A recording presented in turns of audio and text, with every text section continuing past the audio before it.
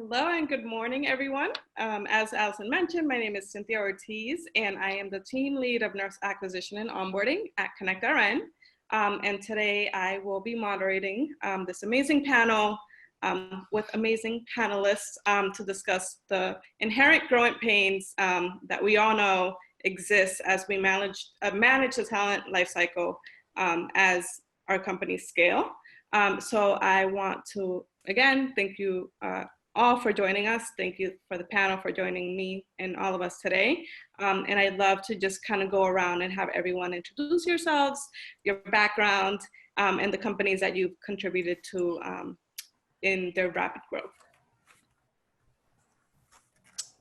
Sure, so I can kick us off here. My name is Stacy Ritchie, and I am Vice President of People with a company called Corvus Insurance. We are an insurtech based in Boston, and prior to that, I have a little bit over 15 years working with hyper-growth companies. So I started my career in talent acquisition, working 10 years for an agency in Chicago, building really successful tech companies. And then afterwards, decided to join Vista Consulting Group, which is the consulting arm of Vista Equity Partners, so the world's largest performing private equity. At that time, there were 27 different B2B SaaS companies in the portfolio, and I was responsible for growing their talent acquisition and operations 60 to 80% growth year over year. After that, I joined Google to really do hiring at scale, and then took the opportunity to lead talent management and talent acquisition with a startup in Southern California. And we were doubling in size year over year for 3 years. So I joined them at 150, and then in 3 years later, we were around 900 people. Moved over to the East Coast and had a short stint at Toast, and then took this opportunity to join Corvus. And I started there 3 months ago in June. We were around 50 people. We're now 3 months later at 100 people. So doubling in size in 3 months. And we're gonna end the year at around 120. And then next year, we're gonna be somewhere between 200 to 250 people. So definitely familiar with hyper-growth companies. Thank you, Stacy. I can jump off of that. So I'm Tatiana. I am a serial founder focusing specifically on consumer products and services, ranging from the super technical biomedical devices to improve labor epidural delivery to services like CozyKin, which is using evidence-based childcare at home for infants and toddlers, now part of the Higher Ground Education Group after being a post-Series A startup. And that's behind much of the microschool movement, if you've seen that in the news lately. And now I'm working on my latest enterprise, helping people live healthier and less stressful lives, especially with everything going on. So whether you're a founder presently or want to be in the future, or you've joined a startup as part of their people team and trying to figure out how to handle all the reins, then I'm here to provide that perspective. So thank you all for joining, and I'm very happy to be here. Great. I'm Chris McMahon. I'm the SVP of People at Kairos, and we are a healthcare tech company who is ultimately improving access to healthcare for folks across the country. Been with the company for close to 2 years now, and yeah, at an interesting stage of growth where we've been around for about 10 years, but really have discovered market fit and are hitting kind of that next stage in evolution of the company as we kind of hit the masses, so to speak, with a broader customer base and increasing the size of the organization and our team sizes. Before this, I've been at I guess a few kind of local high growth companies. Turbonomic is one, Bain Capital backed here in Boston, led by Ben Nye, who was managing director at Bain prior to coming on board as CEO.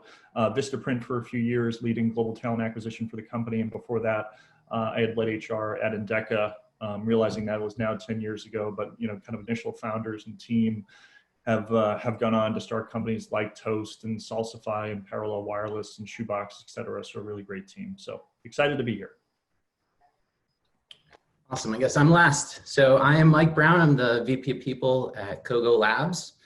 Kogo is an incubator. So what we do is we focus on developing B2C internet businesses, primarily data-backed internet businesses and have really, really large goals in front of us of generating upwards of 10 billion in revenue and having roughly 30 companies in our portfolio at any given time. So we've got lots of things to work on right now. Prior to Kogo, I was with Toast, where I joined right around 1,000 people and brought the company up to about 3,000 and then back down again. More to come on that. And then before that, had spent some time with a company called Shift Analytics, which was acquired by Metadata, which was then acquired by Dassault Systems, running the people function there. And then prior to that was with a company called Acquia, another Boston rapid growth company, where I joined around 100 people and exited around 850 under the course of about 2.5 years. So most of the organizations I've been part of, similar to the other folks on this panel, have gone through some stages of hypergrowth, and I think that's what we're going to chat about today. Awesome. Thank you everyone for your lovely introductions. So I just want to go ahead and kick it off. Actually, being one of the first 5 employees at ConnectRN, and I'm sure you all have too, have gone through a ton of standard operating procedures put in place to get our clinical recruiting efforts off the ground. So I'm actually curious to know what processes you all think are important to put in place before starting the recruiting process. Stacey, you want to kick us off? Yes, I would love to. We need to understand, before we even start recruiting, we need to understand what is the problem that we're looking to solve. So in other words, what are the core competencies that are both technical and behavioral that are required for that position? How is success going to be measured? And when we look at those core competencies, let's not think about them just in this immediate short term. Let's think about them long term, because when you're a startup and you are rapidly growing, sometimes what's going to work for today may not always work for tomorrow. And then the second thing that you really need to consider outside of the core competencies and measuring them is where is this person going to fit within the organization and the exact value that they are going to bring to the company? What is that going to look like? And again, thinking about the scalability, as we continue to grow the company, their role is going to shift and change, and making sure that they're set up from the future.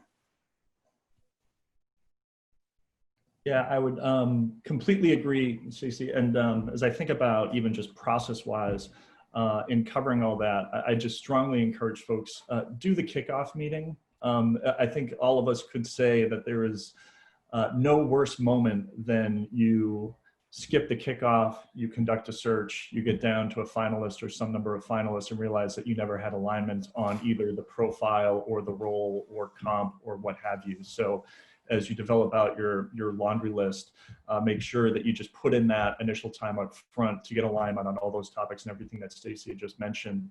Get it documented, make sure you've got the whole team aligned on what that's going to go be, and then make sure that your time is then well spent. Totally. I'm just going to tag on that. I think, between what Stacey and Chris said, we've got this one well covered, but, beyond that, I think thinking beyond, right, just the standard interview process. What does the overall candidate experience look like? Are there specific SLAs that we want to hit in the business to ensure that we have like a killer process for our people coming through?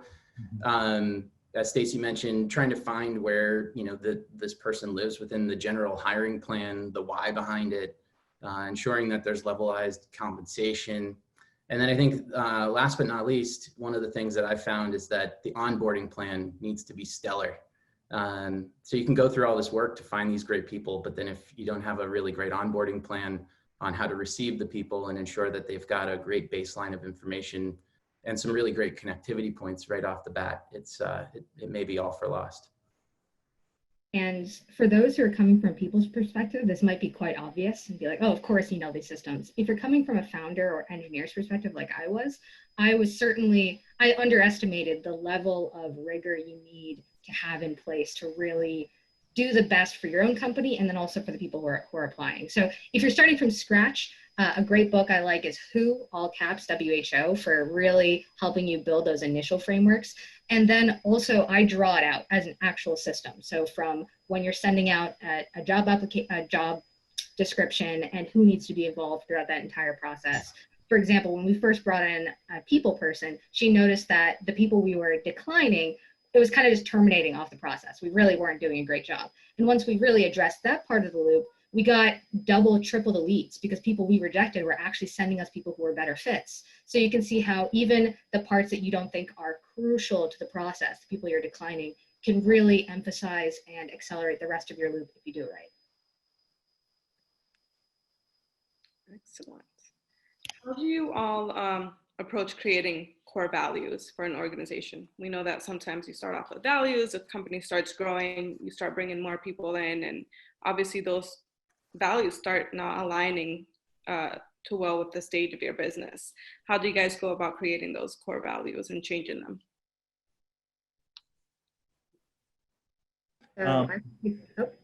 Go ahead, touch on, yeah. What's your, I would love the founder view here too. Yeah.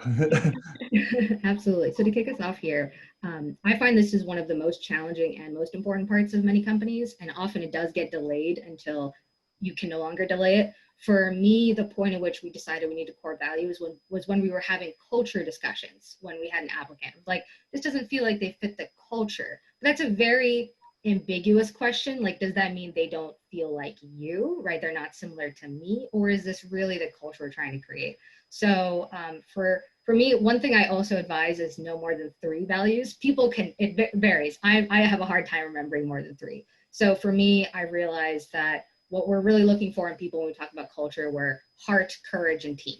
And that can mean a lot of things to many different people. So boiling that down to what does team actually mean, and finding it to be an open discussion around everybody rather than one person authoritarian says these are the values for all. So the how may be very different for different people, though the why makes it much easier down the line when you're talking about what type of team you want to create beyond just the technical competencies.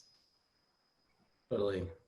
Just to tag on that, I think one of the ways that I've been able to gain some information is through utilization of focus groups as well. So spending time asking our people, similar to how you might run an employee value proposition or an employer branding type of session, just asking people why they stay, what's the most important, why did they join, right? Those sort of questions, just to get at the root of it. And then one of the things that I've really valued at Kogo is we've taken this approach where we have core values and leadership principles. And our core values define who we are. So kind of the why, the who and the why a bit. And then the leadership principles define how we work. So essentially how we envision seeing it show up in the business. And that's really helped to kind of extend the value or extend the lifetime of the core values as well. Yeah, I would agree. And we've gone to Kairos, we've got a set of values we call our core values: caring, ownership, respect, empowerment. And the focus groups, I think, is a great idea because ultimately you want it to be genuine and reflective of your organization. And where I've seen this when it's been purely a top-down type exercise, right, for that to kind of take hold within the organization is a lot more difficult. I think you do want your value system to be reflective of a founder in leadership because I do think that culture starts at the top. But I would recommend for folks to do it early in the life cycle of your company, and because this is, I mean, it's ultimately an anchor. So when you think about your mission and your vision and your values, this is the anchor. So as folks, I think we're talking about growing pains here. We all go through a certain amount of turbulence, right? As you're building and growing a company, and you go through ups and downs, and you want to be able to anchor on the value system to make sure that you're seeing a bigger picture, to navigate through some of the harder times that you're going to hit. And I think it's important to get it in early and to have kind of a broad group contributing to what that is. And kind of a last point is we look at it every year as well. So we make sure as a leadership team and as an organization that we go back, look at the values. Are we holding ourselves accountable to those values and ensuring that they continue to map well to the organization and where we are and doesn't fit with our mission, et cetera. So. And to provide some color to what we did at Corvus is we asked ourselves as a company, does the mission still resonate with our people? Do the values still hold true? And what we did is we formed a task force from people of varying tenures, backgrounds, departments, a huge mix of people within Corvus to say, you know, does this work? And it was a 4-week thought exercise saying what's working well, what's not. And then we opened it up to the whole team and said, you know, what are ways that we can specifically live out our values and mission? So in other words, when you say empower everyone, what does that really look and feel like? We created little emojis in the Slack channels that, you know, our employees can use every time a value is displayed or exhibited by one of our employees. We also really worked hard to define to say, oh yes, our head of breach and claims response gave an awesome lunch and learn on Monday. And so we said, you know, that's empowering everyone. That's what that looks like to me. And it's creating this common sense of understanding in a really concrete way and bringing these really high lofty values down to the level of just understanding and a shared definition of this is what it looks like. But constantly pulsing on it, starting early. This is going to be I've always thought with people operations, people need to feel connected to the company and that their work means bigger than just the daily tasks and the deliverables that they're doing on a daily basis. And this is how you can, as a people operations function, really give your team that deeper sense of purpose and meaning in their careers and in their jobs. Totally. One last thought on this is that one of it just popped as Stacey, you were talking about that. One of the things that we found in our core values focus groups were that the trigger words, the language that the panelists, the people that we were polling were using was really inclusive. And when we went back and we looked at the old core values, we found that the core values were extremely masculine written. And so, you know, the question ends up being raised, do we just work through perhaps just a refresh versus a complete redo? And so that's where we're working through right now, actually. Awesome. Thank you all for sharing. Stacey, actually, I wanted to kick off this next question with you. What do you do exactly, or in your experience, what have you done when you hire talent for an early stage of the company, and as the company grows, that person or group of people aren't exactly scaling with all the changes in the organization? What do you do? Yeah, so that's a common problem to have in a startup. It's highly unusual that you have somebody at the early stage making it with the company 5 and 10 years down the road. And it's not to their fault, to their blame. It's just that as your company scales, you go from wearing so many hats, like 10 different hats, you're the marketing team, the accounting team, the finance team, to starting to really become subject matter experts with growth. And so what happens, I always call it the 3 R's. You're either going to need to look at retraining, repurposing, or referring them. And so what I mean by that is we hired these people in the originally because they have a specific talent that they bring to the organization. As they continue on their career journey and as our company scales, can we retrain them to become more of a subject matter functional expert? That's the first thing. The second is maybe we can repurpose them somewhere in a different functional area. So for example, maybe we had a customer success person go into sales enablement and training, or a different functional area within the company. They have awesome institutional knowledge, so we definitely want to think about retaining. But the fact of the matter is that as your company scales, there is going to be times when individuals do get over their skis, and usually they know it and they feel it. And it's time at that point to really have those human heart-to-heart connections. And at that point, that's where I get into the refer. So it's one of those conversations that's tough. It has to happen, but let's make sure your exit, I always say red carpet into a company, red carpet out. And let's make sure you have a really strong story to tell. And let me help you refer you to other companies. Maybe if you're VC or PE backed, private equity backed or venture capital backed, there's other companies within the portfolio that you could really refer this person to and really be a strong reference for them, because clearly they got your company to the stage and to the level of success that they're at now. So they can certainly do that again for another company as well. So that's where I say it's the retrain, repurpose, or refer.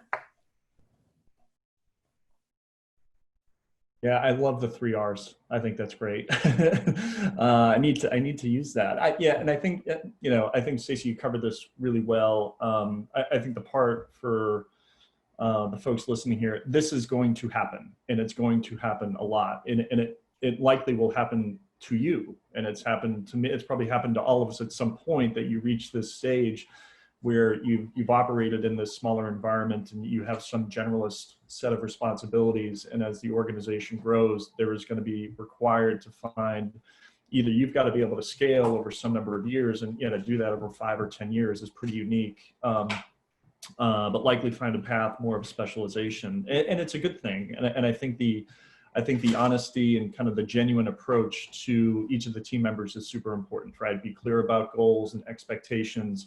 And I think noting that, it's not a bad thing. It is a common thing. We're going through it a fair amount at Kairos right now, as we had kind of hovered in this world of, if we do it by employee size, like 150 people, then we're going to 250, then we're probably going to 500 pretty quickly.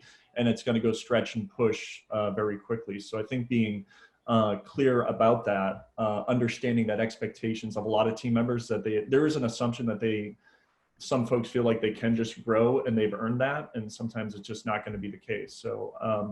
So yes, I think following the pattern that Stacey just said, being honest in your communications, you may end up at a point where it's just not the right fit anymore, and they may choose to pursue another opportunity. You may help them go do that, and I think being kind of honest with yourself that may be an outcome as well is going to be important too. Yeah, I think both Chris and Stacey, 3 R's are great, by the way, Stace. But I think the key here, in what I hear from both of you, is that we need to be empathetic, right? We need to be empathetic of our people and really try to meet them, where they are in their current lives as well, to try to understand, truly what's the kind of the root cause of maybe why they're not being able to keep up. Is it an issue happening at home? Especially now that we're in this remote COVID stage, is it, does it have something to do, with outside factors that may not necessarily have something to do with, work related. So I try to be really empathetic and look at like the full picture as well. But, as Chris said, this is going to happen, and it happens to everybody. Mm-hmm. On the empathy note, I think from a founder perspective, it is extremely clear, because as your company grows, you are constantly faced the limits of your own abilities. And so part of it is, you have to hold yourself to a high standard, and yet also realize that this happens to everyone, where a company is growing exponentially, and yet we most comfortably grow linearly. And we're pulled to grow faster sometimes than we're really comfortable with. And the first few times around building companies, I was quite passive about it. So I'd wait until it became a problem and then figure out when, training needed or moving to a different department. And now I take a much more proactive approach. So realizing, like everyone said, that this is going to happen. The needs of the company are going to change. And it's very different when you're a garage band of 5 people versus, a rapidly scaling enterprise of 200. How do we plan for that? So now I like to keep people in the loop about what is the company expected to look like in a year, 18 months, and where do people want to be? So, before maybe an individual contributor would naturally become a manager, or then that manager to a manager of managers, that doesn't necessarily mean that they wanted to. So if they have more of a proactive approach of like, this is the type of person they want to grow into, then you can add those training and resources to get them there before they reach, being over their skis about it. And that's helped a lot to help, regardless of where someone's skills are now, to make sure they're prepared for whenever you reach point B as a company. Thank you all. Yeah, I definitely, just to add a tidbit, I can definitely appreciate that as people leaders, you guys all kind of have that empathy resonating, and have that ability to have those open, healthy conversations with folks, in relation to where they are as their organization grows. I can definitely respect that. And moving on, actually, Mike, I want you to kind of take this one. How do you manage organizational restructures effectively? We know that they can be difficult. I think that you've had your fair share of restructuring and moving folks around. So why don't you kind of walk us through that? Sure, yeah. And not to be a downer here, but I think at the end of the day, the first and foremost, it is a lot of fucking planning and a lot of thoughtful planning. It's in order to pull these off, successfully, whatever you want to call it. RIF may not be the best, org restructure may not be the best, but whatever you want to call it, making sure that you've got really thoughtful planning, completed ahead of any sort of execution, thinking through things like the severance budget, the severance practice, the org design before and then after. Are there any role changes that happen during it?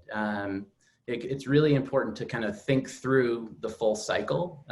Like I said, no details are too small. So when you start to build your run of play for the day, really ensuring down to the minute where you might be, where your managers are going to be, who's going to be on the calls in today's COVID era, but maybe in person if possible. Consistent messaging to all the people being effective is really, really also important. And as we know, the managers managing these people are not people leaders. They didn't come from the HR function. And so, being able to partner with them, helping them through building talking points, may help them just because not everyone has that equal comfort level in hard conversations. So that's really important. And I have a rule that the managers must talk. It's not going to be me doing all the dirty work. I also think it's being empathetic on the phone or on the Zoom or in person, whatever the mechanism is. We're not robots. I'm sure some of us have heard or watched or read about some of the not so great exits that happened in probably back in March, April timeframe. And so just steer away from that, right? Be human about it, be empathetic. One-on-one delivery if possible.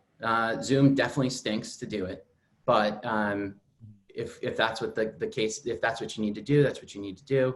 One-on many does work, but you also need to take into account people's feelings and, again, empathy in how they may be on camera, they may not be on camera. So just thinking through that.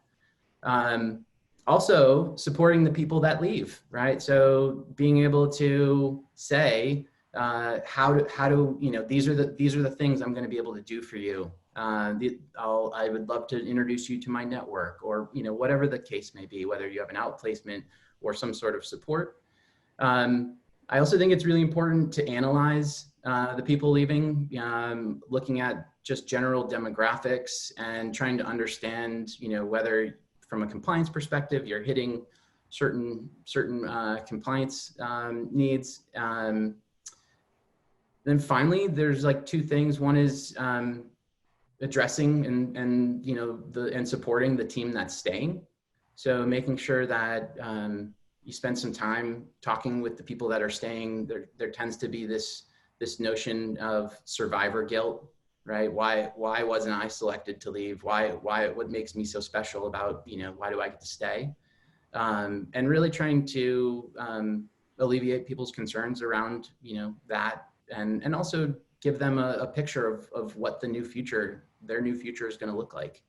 One of the trickiest things about a RIF is that once you do it, you can never say again that you've never done one. So I think the first thing that I always think about is this the thing that we need to do, right? Are there other actions that we might want to take before a restructure happens or before a shift in the org? Because it does have, such an impact and swell on the organization. Tatiana, was there anything you wanted to add to that? Yeah, so building off of what Mike said, this is obviously stressful, always, no matter what. Whether it's just a reorganization and switching some departments, or a layoff, or other type of downsizing, understanding this is a stressful time, and rumors on this travel fast. So, sometimes I see in the news, like, WeWork expecting a restructure. And I always wonder how people get their work done at that time when they think that they might not be working there, their manager may shift. And so 3 things that have really helped me with restructures is 1, measure 7 times, cut once. Like Mike said, very careful planning is key. This is not the move fast and break things type of company leading you want to be doing. Down to the details, like managers, every single role should be accounted for. Nobody wants to be left in the dust or felt like they didn't really get the clarity of what exactly is happening to their role and their team. Second being minimizing this. I have an absolute rule for myself that never more than once every 6 months with a rapidly scaling startup, and ideally as little as possible, because it lets people have more stability in their role. If you think your team could be constantly changing, or you're always wondering about whether you're going to have a downsize, you're just not going to have the same level of comfort and stability with your job. And then the third, understanding that you're going to be judged as a leader, not just by the people who leave, but by those who stay. Right? How do you treat those when you need to downsize, and how are they going to be treated throughout their job? And like Mike said, accounting for that survivor's guilt that sometimes happens of like, why was I the one to stay, especially if I was a more recent entrant, and making it as clear and transparent with everybody. Why is this happening, and how can they expect the longer term trajectory of the company to fit in with what's happening right now? If, like me, you had to do your first restructure without ever being trained on it, there's a book called the High Growth Handbook that I must admit, I followed it step by step. So if you are a first time at doing all of this and you don't have many people leaders around you to instruct you, that book is great. Thank you. And just in the interest of time, guys, I'm just gonna move on to the next question. So, on a lighter note here, we know that we grow. Sometimes it's hard to stop and have fun, celebrate your wins. How do you guys have fun at different stages of growth, going from a team of 5 at a restaurant to a team of 50, 100, so on? Chris, do you want to take the lead on that? Yeah, we were talking about this question yesterday, and how does this associate with growing pains? And I think it actually is, because I would say, one, a reminder to celebrate the successes, right? And I think you find this, particularly, at least I'm usually in smaller companies, you're always so worried about the next thing, the next quarter, the next meeting, what have you, that it becomes kind of commonplace just to move on quickly without some sort of recognition and celebration. So the first part is just do it, right? And I think the second part is, it's tricky these days to go hit restaurants or bars to have a celebratory moment like that with this coexistence with COVID. But I do think you start to evolve, and how do you bring together a geographically dispersed team? You're probably in multiple time zones, different offices, what have you, and we've gone fully distributed. So one, we've made sure to acknowledge some of the key milestones, or in the moments in time that folks are going above and beyond as it relates to our values or our mission or what have you, and we celebrate that in the form of our company meetings, et cetera. We still do what we call our quarterly launch parties and bringing people together over Zoom, and we kick it off with, we have a rotating bartender who comes through and makes some cool drink to kind of lighten the mood, and we go through some of the key milestones. So we've made some of the shift of in-person really to virtual settings for us, and staying consistent with the recognition of the milestones to our mission, vision, values, et cetera. But also certainly as we hit, kind of key moments in time, we hit our 10-year anniversary, things like that. And so we try to do that with, artifacts. It could be, provide, giving somebody a jacket or a plaque or what have you that they can look back, remember on, and hopefully one day when we get back into an office that we can put it up on a wall. So I think it is that, from going, because you'll always have these more intimate settings in which you can go celebrate success, and that could continue. And for us, we've simply broadened it out to do kind of more of these remote and virtual type settings as well. And we do our best just to really try to personalize it, and to kind of take some of the, Zoom always has this piece, right? We're not together. And how do you build up a connection? So we try to do that with less formality and creating a safe environment for folks, and and trying to hold true with some traditions. I think that holds true for a lot of folks, because there's going to be pieces that ideally you want to stay with you. So we've done our best to stick true to that. Stacey, did you want to add to that? Yeah, sure. I love what Chris said. I'm just digesting it. There was a lot of good nuggets in there. And I will say that the everyday moments and the everyday successes are really important too. So don't just wait for those big milestones. And, you know, as your company grows, it's really exciting for everybody to share in the success of that.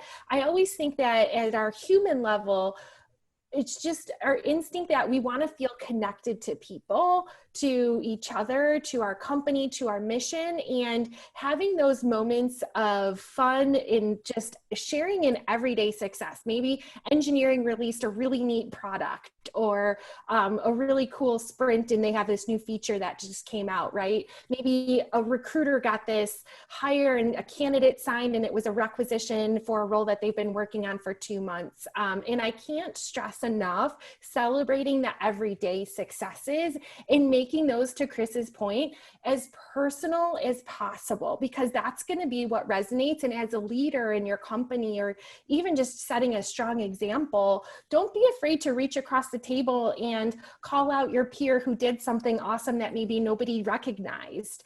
That sets an example for the rest of the company and encourages others to do that as well. Certainly it's a rallying cry, and it's a great opportunity to do that, you know, recognition with your mission and values in mind, but it doesn't always have to be that way too, and that rigid. So in terms of fun and how it kind of looks differently at different stages of growth, certainly when you're smaller, those celebrations tend to be a little bit more intimate. And as you continue to scale your company, the celebrations, it becomes more of a challenge to feel more personal and intimate, but absolutely open to doing it, because now you can sort of lean on even more talent. So for example, at Toast, we had an open mic night that in a company of 3,000 people was so fun and awesome to see. A company of 5, I promise you, you don't want me singing, okay? But like, that's one of the ways to have fun, and that's the fun of scalability that comes with a larger company. But don't forget to celebrate those everyday moments too. Totally. And to speak about Toast for a sec, there's some interesting scalability issues that come with fun too, right? So, you know, many smaller companies like to have a drink or two, right? Have a bar on tap, or a tap or a bar set up, you know, in their office. But and nothing wrong with that. But as you know, companies get larger, as more people enter the building, and more people, you know, enter the teams, the risk increases there as well. And so being able to balance, you know, fun with risk is something that becomes, I think, as companies scale, a bigger piece of the conversation, making sure that it's safe fun, or fun for all, becomes a really important factor. On the smaller scale, there's so many fun things that you can do, though, you know, beyond, you know, at the team level, you know, giving kudos and recognition to each other, as Stacey said, for things that are you know, are completed, or accolades, you know, achieved. I've been a huge fan of some of the monthly all hands meetings that we've been having at Kogo. They feel quite intimate, you know, beyond being you know, hosted from, you know, sometimes somebody's bedroom. You know, we've included certain virtual games that we can all play together, like Kahoot. It's a great way for people to, you know, stay connected. We've introduced, you know, cameos into the mix, which are fun and a great way to either recognize, you know, something or someone. And then, you know, have even started to talk about whether or not we should be bringing farm animals to our meetings as well. So lots of fun things that you can do to just mix it up and keep things fresh. Always looking for new fun ideas. Right. And I think everybody hit the nail on the head on the fun part. To touch on the work fun part, you know, work isn't always fun, but if you're trying to find the fun in it, more of a meta perspective I have is understanding the stage of your growth from 0 to 1, 1 to 2, 2 to 3, and where your sweet spot is and what kind of fun you have. So my sweet spot is 0 to 1. I call it the duct tape stage, where you're taking nothing, you know, clearing a path through the jungle, and you get that like explorer's fun where you're proving something out that has never been done before. And it feels like that garage band, like you have your raggedy team that is battling with you. And then as it grows, it starts to feel much more like a real company. And so from 1 to 2, you know, I think it from the duct tape to real machine transition, or from jungle to dirt path. And there the fun is taking something that was sort of kind of working and making it really work. And with this, the fun of learning from a lot of other people, right? As a founder, you're an expert generalist, and I nor any other founder should kid themselves that they are as good at any of their specialties as any specialist. So this is a time where the fun is really finding people who can take your little rocket and really push it forward and launch it past. 2 to 3 for me is where you're taking something that was chugging along a little dirt path and creating a highway, and where the fun is how much can you really change the world here. I also really enjoy at this point where everybody's learning from each other. So as much as you can lower egos, and like, for example, I'm not going to kid myself that I have nearly as much people experience as those other panelists in this call who have decades. So how can I really understand and learn from the way other people are doing things, and that fun of continuously pushing yourself a little bit beyond your comfort zone. And so in this case, it's understanding that the ways people have fun in their work changes as the company grows, and trying to figure out a way that it's still very fulfilling and motivating, and they wake up with a feeling of excitement about what the next day holds, rather than feeling like you're entering an ever larger bureaucracy. So how do you control your path and growth trajectory that way as you scale? Awesome. I love it. I think that, culture and employee engagement is crucial to growing any organization. So thank you all for sharing. I figured we'd jump into some of the attendee questions. We're getting a ton of amazing questions. And the first one is from Dan Newman. He says, people professionals love things like mission and values, whereas people in the business tend to love things like revenue and customers. Of course, we know that they aren't exclusive, but sometimes we have to compromise. What are your non-negotiables, and what things have you compromised on for the benefit of the business? Mike, did you want to take a stab at that? My non-negotiables. Oh my goodness. I think first and foremost, I think my non-negotiables change at every company that I'm at. There is no one specific, kind of set of right answers or path that one should follow, going from company to company. The things that I learned at Toast, I may not want to, implement at Kogo, or may not, fit, for instance. And so I think in that regard, it's looking at, the business, understanding your leaders, understanding, how to influence in different ways. But in terms of like non-negotiables, I'm having a hard time coming up with ones right off the top of my head. But in terms of compromise, we do that on a daily basis all the time, right? Our job is to bring something forward and, hopefully create and meld, somewhere in the middle with, with the revenue and customers, meeting mission and values and people. Without mission, values, people, revenue and customers don't exist. And so therefore, that side of the business, ultimately needs to be equally as valued. Yeah, and I love the way that Mike, is talking about using people and the culture as your competitive advantage, because there's a real famous quote out there that we've all heard, culture eats strategy for breakfast or for lunch, right? It's a book. And I I love that because there's going to be multiple competition out there. You have a competitor, I guarantee you right now, who does exactly almost the exact same thing that you do in your business. What's going to set you apart from them is that culture, and upholding those values and upholding that culture should be a non-negotiable. So for example, if it comes between doing business with a company that doesn't necessarily align with your values or doesn't necessarily align with your mission. I know at Corvus, our mission is to make the world a safer place. Holy cow, is that a big mission? Sometimes we have to even, consider what are the charities that we're donating to? How are those funds actually being used? And I don't necessarily see the culture and the revenue generating part of the business as mutually exclusive or as opposing. I feel like the culture is the how and the why we get there, and the actual what we're doing is set by the revenue targets, what's our quota, what's the hard KPIs of the business sometimes.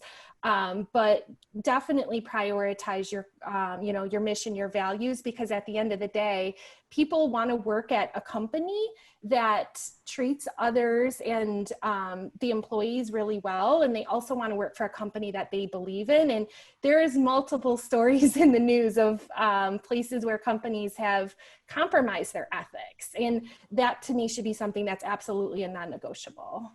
Yeah, I would agree with that, Stacey, because you don't compromise on those. I mean, it's who you are, right? And by compromising on your mission or your values, et cetera, I mean, this is kind of your guiding light for the organization, and not just for your team members, but for your customers and your partners and your brand out in the market. Yeah, it's you have some of these tactical examples where maybe you've got a big customer of yours who treats your team members like crap. Right. And we've made a conscious choice of, if that's going to happen, we will walk away. Right. We want to treat our people a certain way. We want them treated a certain way. Or would we create a new product that isn't fitting with our mission just to drive a revenue stream? Right. So we don't want to bring that confusion. I mean, there's a certain kind of thought and manner in which we approach our team members. It's also who we are out in the market, and we don't want to bring any confusion to that. So this is a big belief, everybody has said it here, that the mission, vision, and values for us is a competitive differentiator, right? And as we bring that to market, and if you then bring inconsistency to that, that will impact your revenue, it will impact your bookings, and it will impact your operations. So it's a piece that I think has been important for us. And we've held true, I mean, really any of the organization I've been at, Kairos or Vistaprint or Turbo and Endeca, that's always been a core piece for us. Alrighty. Charlie Page asks, to anyone willing to share, what is your number one piece of advice for job seekers looking for an entry point to a people team in today's job market?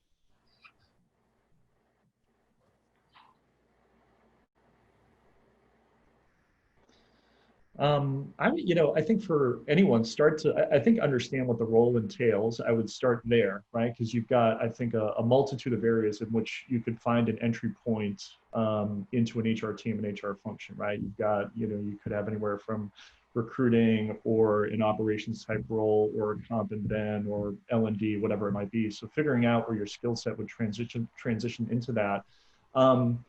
And I always just encourage folks, have some conversations, have some dialogue, reach out to Stacey and Mike and Cynthia and Tatiana, right? Understand what it entails and what a potential career path could be, where you can make your impact. And then I think if you're exhibiting the right kind of competencies, I've tend to found folks who do HR are generally people who like to help, right? Who oftentimes will put others in front of themselves, those types of things, and making sure that is a kind of a personality trait, if that's important to you and you feel like you can find that within a career within this world. Seek it out. I mean, the opportunity's there. I think it's a fantastic career. I just mentioned a few paths in which somebody could go pursue and apply, their different type of backgrounds and experiences and find fulfillment in a career in a variety of different ways. But I always just encourage folks to learn more, because it's not necessarily a career path in which you go to school and you're going to go study for this. I know there's a couple programs out there, but you're not going to find it like a computer science or getting your legal degree or a medical path, what have you, or even from business degrees, et cetera. So I think you have to find a little bit through experience and through networking. Totally. Just to tag on that, there's many companies I've been part of where we've had rotational programs as well. So you may start off as a TA coordinator and then bounce into an HRIS role and then bounce into something in L&D over the course of 6-month time spans, tours of duty. And that's a great way to get full exposure to HR. As Chris said, there's so many different facets of HR, and trying to figure out which facet you like the best and what your skills might align best to is a great, just a great way to explore. Great. One more question. I think we have 5 minutes left.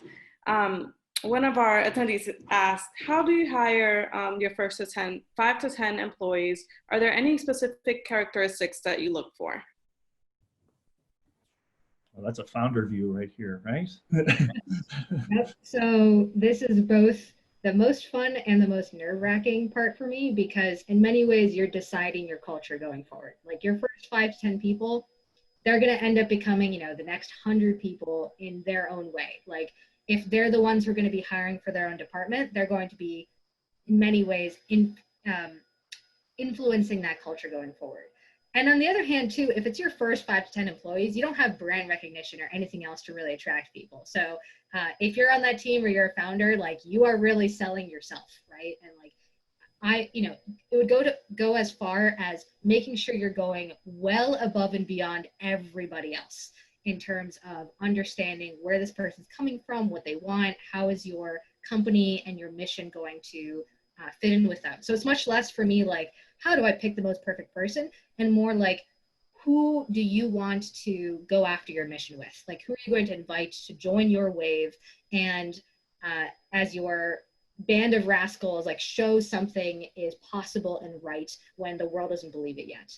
And also keeping in mind that roles are going to change so much that you often don't want to look for a specific specialty, because everybody I hired in the first 10 people ended up doing 5 different roles, like switching from sales to operations to marketing to customer service. So adaptability and humility was a huge survival factor and thriving factor between those who just endured versus those who really loved it and pushed the team forward. One thing also here is self-confrontation, realizing where as a founder you're weak and where people can really help you with that. Like one thing is I was looking for people who are courageous, and yet sometimes it's a lot to be confronted by somebody who disagrees with you, and yet that's actually what you want as a founder, is not to have people who are yes men, but people who will really push you forward and challenge you to keep growing as a company, as a team.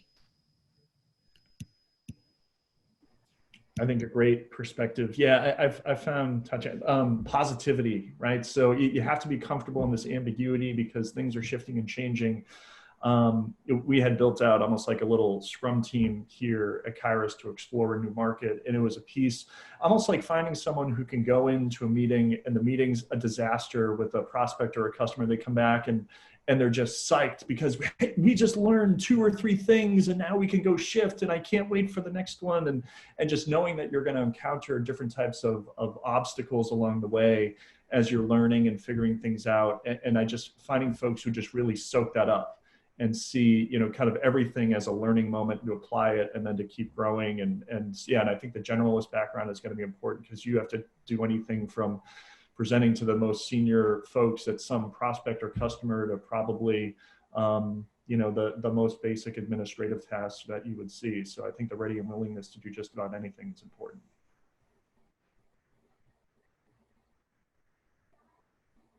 Sorry, I was muted. We have 1 minute left. If we want to quickly go around and just share any piece of advice before we're done. I would say my best piece of advice is there's always going to be a lot to learn. You're always going to have more work than what you can possibly accomplish, but you'll know that you're on the right track as long as you're following your heart.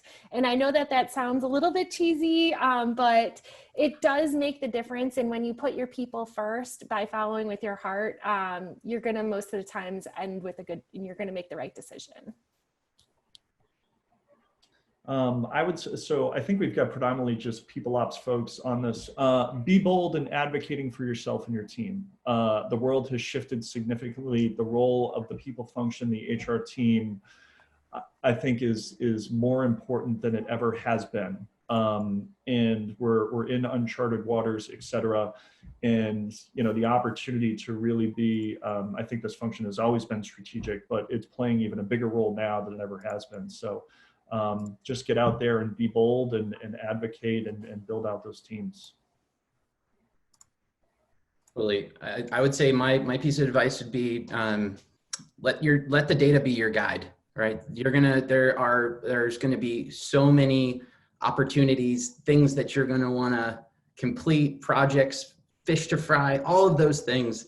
And if you allow the data to help you determine what the true big swings are, you'll always, you know, stay on the right path. The last 30 seconds, realize that your people make your company. It's not the other way around. And so oftentimes I think the HR of the past was treated more of a liability or a cost minimization, where it's really the opposite. Your people are the ones who are going to take your company from status quo to the rocket of the future. And so for anybody, whether you're a founder, people ops leader, or anybody else in the company, knowing these people skills and how to grow a team is absolutely invaluable. Awesome. Well, I think we are at time. Thank you all for joining today, for sharing so much gold